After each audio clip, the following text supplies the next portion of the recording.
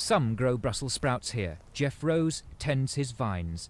These allotment slopes of Potter's Bar, admittedly with not quite the vintage of Bordeaux or Burgundy, produce what's claimed to be a unique wine, 35 bottles a year of it, which Mr. and Mrs. Rose believe unequalled in this country. They call it Bing after the road they live in. Calling it Chateau Rose might have confused the concoction with rosé, says Mr. Rose. In fact, it's a deep red. Well, I think I can report, strictly of course in the line of duty, that I'd give that another 18 months.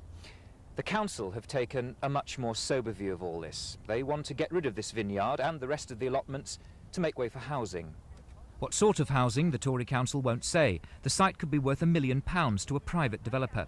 The new site for the allotments, which the council propose, is north-facing, badly drained and exposed.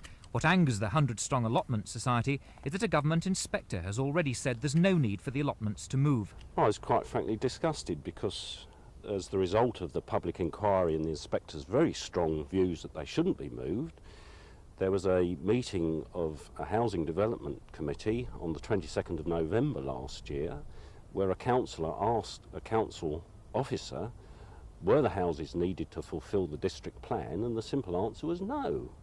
This evidence was used at the original public inquiry to say that this land was needed for housing. But if the council can sell this land for private development and make a good profit on it, do you think you're going to be able, with your allotments, to stand in their way? With difficulty, but I believe the local population is behind us. The council wouldn't be interviewed, but said they don't need to take any notice of a government inspector. And because of the building recession, the site might not be needed for housing for several years. So there could be quite a few vintages yet.